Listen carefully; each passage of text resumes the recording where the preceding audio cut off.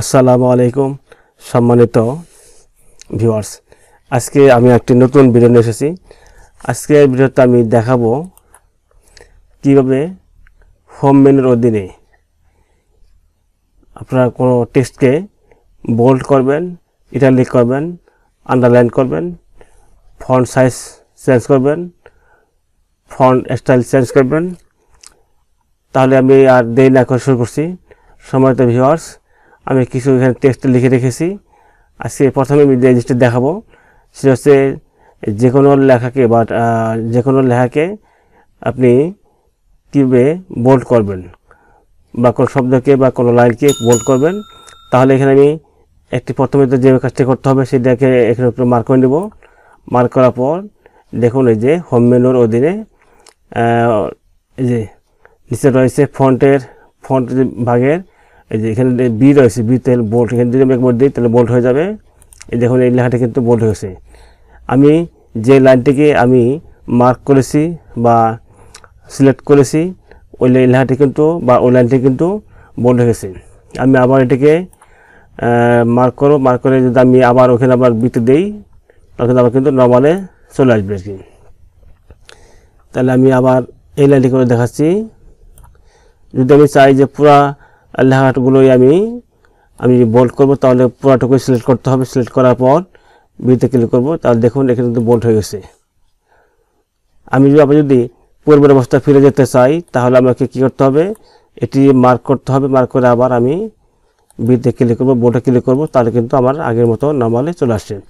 তাহলে আমরা যে জিনিসটি বুঝতে পারলাম সেটা হচ্ছে কি, আমি একবার মার্ক করার পর একবার যদি বিতে ক্লিক করে বোল্ড হবে, আরেকবার যদি ক্লিক করে তাহলে কী হবে, নর্মাল হয়ে যাবে আর কি।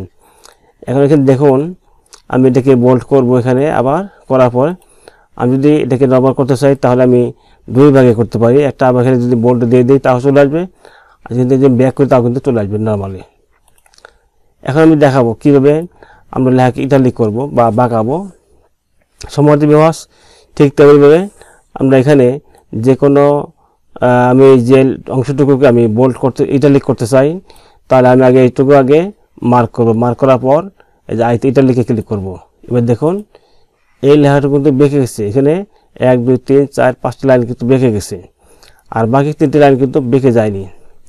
তাহলে আমি যদি চাই যে এই লেখাটুকুকে আমি আবার পূর্বের অবস্থায় ফিরে নিয়ে আসবো, তাহলে আমি আবার এই যে ইটালিকে ক্লিক করব, চলে আসবে। আবার যদি চাই যে আমি এখানে ব্যাককে ক্লিক করব, তাও চলে আসবে আর কি। এখন আমি দেখাবো কীভাবে আন্ডারলাইন করতে হয়। এখানে আমি এই লাইনটুকুকে আন্ডারলাইন করব। এখানে 1 2 3 4টি লাইন রয়েছে, এখানে আমি আন্ডারলাইন ক্লিক করব, আন্ডারলাইন হয়ে যাবে। এখানে আবার কয়েক ধরনের আন্ডারলাইন রয়েছে। দেখুন এখানে আমি এটি আবার মার্ক করি, এটুকুকে মার্ক করি। মার্ক করার পর আমি যদি ক্লিক করি তা আমার কিন্তু এখানে কী হলো, এটি আন্ডারলাইন কিন্তু বাদ পড়ে গেছে বা পূর্বের অবস্থায় ফিরে এসেছে। তাহলে আমি এখন এটিকে আবার মার্ক করলাম। মার্ক করার পর দেখুন এই যে ইউর পাশে একটি ডট বাটন দেওয়া আছে। ইউর পাশে একটি ডট বাটন দেওয়া আছে, এখানে ক্লিক করলে কিন্তু বিভিন্ন ধরনের আন্ডারলাইন পাওয়া যাবে। আপনি যদি এটিতে ক্লিক করেন তাহলে কিন্তু এই ধরনের আন্ডারলাইন হয়ে যাবে। যদি এখানে ক্লিক করেন তাহলে ডবল আন্ডারলাইন পড়বে। এখানে যদি ক্লিক করেন তাহলে কিন্তু বোল্ড আন্ডারলাইন হবে। অর্থাৎ এখানে কিন্তু বিভিন্ন ধরনের আন্ডারলাইন রয়েছে। আপনার যেটি ভালো লাগে আপনি সেটি কিন্তু ব্যবহার করতে পারবেন। এরপরে নিচে রয়েছে নান। আন্ডারলাইন থাকা অবস্থায় যদি আপনি নানে ক্লিক করেন তাহলে কিন্তু আন্ডারলাইনটা মিশে যাবে। হচ্ছে মোর আন্ডারলাইন, এর হচ্ছে আন্ডারলাইন কালার। তাহলে এখান থেকে কিন্তু আপনি যে লাইনগুলোকে আন্ডারলাইন করেছেন এখান থেকে কিন্তু আপনি কালার চেঞ্জ করতে পারবেন। এখান থেকে এই দেখুন এই যে কালার চেঞ্জ। তা আমি এখন চাচ্ছি এটুকু একটু করে দেখাই। এখানে আন্ডারলাইন আমি চাচ্ছি এখানে কালার চেঞ্জ করবো। এখানে এটি ছিল লাল, এখন এটি অন্য কালারে করব। এই দেখুন হয়ে গেছে। আমি যদি এবার চাই এগুলোকে আমি আন্ডারলাইন মিশিয়ে দেবো, তাহলে এখানে আমি যে কাজটি করতে পারি এখান থেকে করে দেবো নান, তাহলে কিন্তু কোনো আন্ডারলাইন আর থাকছে না। সমস্ত ভিউয়ার্স, এবার কিন্তু বোল্ড একবার কোনো টেক্সটকে যদি বা কিছু লাইনকে যদি আমি সিলেক্ট করার পর যদি বোল্ডে ক্লিক করি বোল্ড হয়ে যাবে। আবার যদি বিতে ক্লিক করি তাহলে কিন্তু নর্মালে চলে আসবে। ঠিক তেমনিভাবে যদি একবার ইটালিকে ক্লিক করি ইটালিক হয়ে যাবে, বাঁকা হয়ে যাবে। আবার যদি ক্লিক করি তাহলে কিন্তু এটি নরমাল হয়ে যাবে। একবার ক্লিক করলে এখানে একটা অবস্থা আসবে, আরেকটাতে একবার ক্লিক করে কিন্তু সাবেক অবস্থা বা পূর্ব অবস্থায় ফিরে আসবে। আমি দেখাবো এখান থেকে, আমি একটি লাইন করে দেখাচ্ছি এখান থেকে।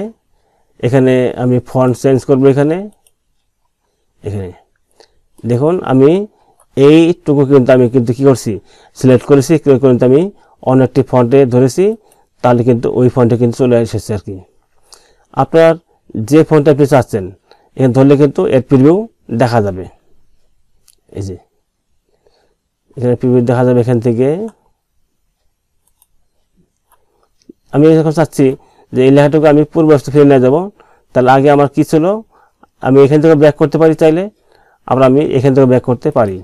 আগে আমার ছিল এখানে নিকোল বান, আমি এই জায়গায় চলে আসলাম। এখন আমি এখান থেকে যে কাজটি করবো, এখান থেকে আমি ফন্ট সাইজ ছোট বড় করব আর কি। ফন্ট সাইজ ছোট বড় করব, এটি আচ্ছা 22 রয়েছে, আমি এখানে ক্লিক করে কিন্তু বড় ছোট বড় করতে পারি 28 সাইজ। আবার আমি চাইলে এখান থেকে আবার পূর্ব অবস্থা ফিরে যেতে পারি, ফিরে যেতে পারি।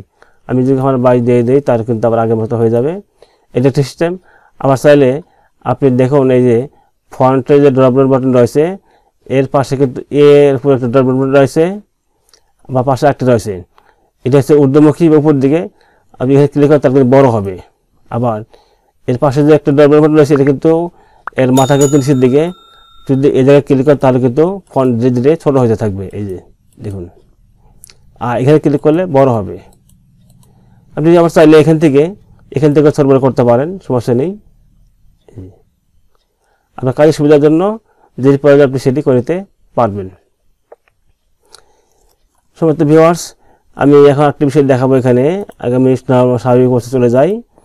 এখন এই যে এর পাশে রয়েছে এখানে এই বেজন স্টাইল। আপনি চাইলে এখান থেকে এখানে যেটিতে ক্লিক করবেন সেই ধরনের শ্যাডো পড়বে, এখান থেকে শ্যাডো পড়বে। এই যে এটুকু ক্লিক করেছি, মার্ক করেছি। আমি এখন এই দুটি লাইনকে মার্ক করব, এই লাইনটি মার্ক করে আমি একটা শ্যাডো দেবো এখান থেকে। এই দেখুন প্রিভিউ দেখা যাচ্ছে কিন্তু পাশে লাল হয়ে যাচ্ছে। এখান থেকে চাইলে এখান থেকে আর আউটলাইন দেওয়া যাবে, এখান থেকে শ্যাডো দেওয়া যাবে। এখান থেকে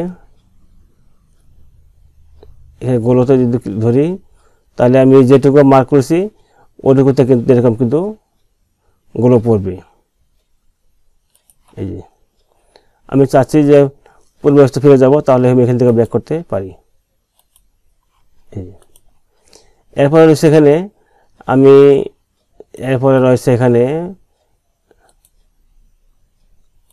যেখানে কালার রয়েছে, এখানে কালার চেঞ্জ করতে পারি। এখান থেকে আমি আগে মার্ক করতে হবে, এখান থেকে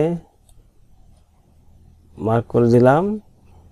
এখন দেখুন লাল কিন্তু হয়ে গেছে। আমি এখন দেবো কালো, দেবো এখান থেকে আগে মার্ক করে নিচ্ছি এখান থেকে, তারপর দেবো কালো। যে ধরনের চান সেরকম করবেন। এখানে দেবো নো কালার, তার কিন্তু কোনো কালার এখান থেকে থাকছে না। এখন আমি এখানে আসি, থিম কালার্স, এর আমি যেটি সিলেক্ট করবো সেটি কিন্তু হয়ে যাবে। আমি এখান থেকে লালটি দিয়ে দিচ্ছি এখান থেকে। আর এখন যদি আমি সাবেক অবস্থা ফিরে যেতে চাই, আমি এখান থেকে ব্যাক করতে পারবো। আর চাইলে আমি এখান থেকেও কী দেবো, এখানে এই যে অটোমেটিক, তার কিন্তু আবার সাবেক অবস্থায় ফিরে আসবে। সমস্ত ভিউয়ার্স, তাহলে আজকে যে জিনিসটি আমরা জানতে পারলাম, কোনো টেক্সটকে বা শব্দকে আমি চাইলে বোল্ড করতে পারি। আবার যদি এখানে আবার ক্লিক করি তাহলে কিন্তু স্বাভাবিক অবস্থায় ফিরে আসবে বা পূর্বের অবস্থায় ফিরে আসবে। তেমনিভাবে একবার দিলে হবে মার্ক হবে, একবার দিলে কিন্তু স্বাভাবিক অবস্থা বা পূর্বের অবস্থায় ফিরে আসবে। ইটালিক, বোল্ড, ইটালিক, আন্ডারলাইনের মধ্যে আবার কয়েক ধরনের আন্ডারলাইন রয়েছে। এখান থেকে ফন্ট স্টাইল চেঞ্জ করতে পারি, ফন্ট সাইজ চেঞ্জ করতে পারি। এখান থেকেও করতে পারি, ফন্ট সাইজ চেঞ্জ করতে পারি। এখান থেকে কিন্তু বিভিন্ন ধরনের থিম কালার চেঞ্জ আমি করতে পারি। সমস্ত ভিউয়ার্স, আজকের এই ভিডিওটি যদি যারা আপনাদের কোনো বিন্দু পরিমাণ উপকার আসে, অনুগ্রহপূর্বক আমার চ্যানেলটি সাবস্ক্রাইব পাশে থাকবেন এবং ভিডিওটিতে একটি লাইক দিবেন। ভিডিওটি দেখার জন্য অসংখ্য ধন্যবাদ।